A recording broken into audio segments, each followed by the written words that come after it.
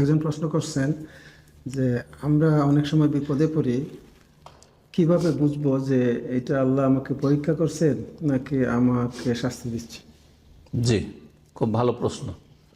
আবার অনেক সময় বালা মুসিবত বিপদে পড়ি, তো কেমন করে বুঝবো এটি আল্লাহর আযাব শাস্তি নাকি এটি আল্লাহর পরীক্ষা? যদি আপনি ভালো মানুষ হন তো আপনার জন্য আল্লাহর পরীক্ষা।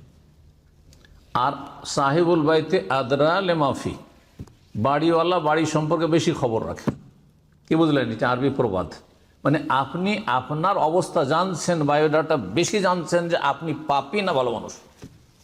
আপনার জীবনে যদি পাপ থাকে, সাবালক হওয়ার পর থেকে এমন বড় বড় পাপ রয়েছে, আর বিভিন্ন সময় আপনি ধাক্কা খাচ্ছেন, বালা মুসিবতে পড়ছেন আপনি, তাহলে জানতে হবে যে আযাব হইতে পারে।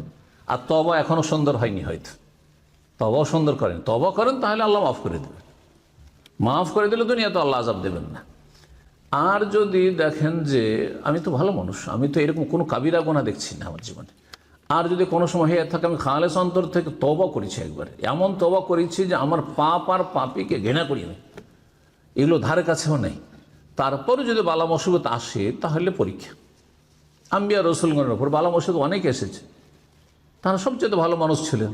সহিহ বুখারী হাদিস, আসাদুন নাসি বালাআন আল আম্বিয়া সুম্মাল আমসাল ফাল আমসাল, সবচেয়ে কঠিন বালা মুসিবত এসেছে নবী রাসূলগণের জীবনে, তারপর যে যত ভালো মানুষ তার উপর তত বালা মুসিবত এসেছে। দেখুন, আমাদের যদি তুলনা করি সাহাবাই কেরামদের সাথে বা তাবেঈনদের সাথে, ওই জামানে যে বালা মুসিবত এসেছে আমাদের উপর তেমন কোনো বালা মুসিবত আসেনি।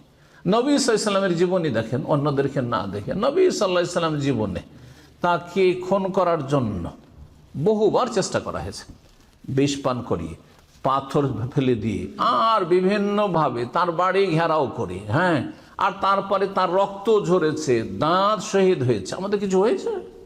হ্যাঁ, শারীরিক নির্যাতনের শিকার হয়েছে।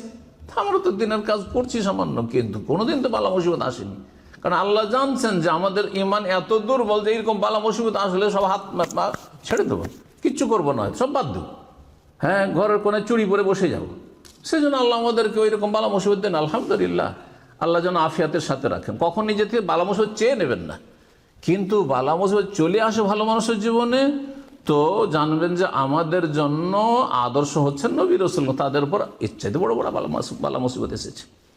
জি, বারাকাল্লাহু ফিক।